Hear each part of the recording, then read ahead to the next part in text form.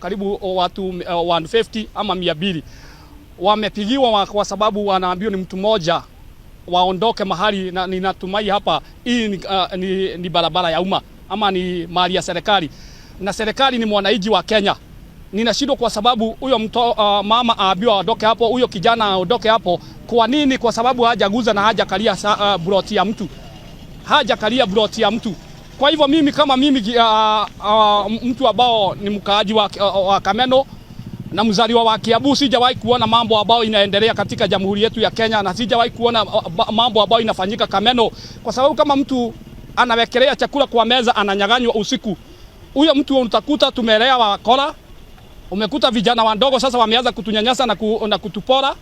Kwa hivyo mimi na condemn na ninakemea hiyo jambo imefanyika hapa, watu kupigiwa vibada ya mama boga, mwana boda boda.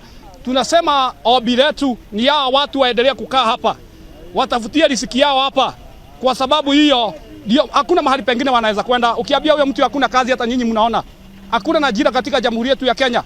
Hii ajira ambayo imebaki ni ya watoto wa matajiri, watu ambao wako na matumbo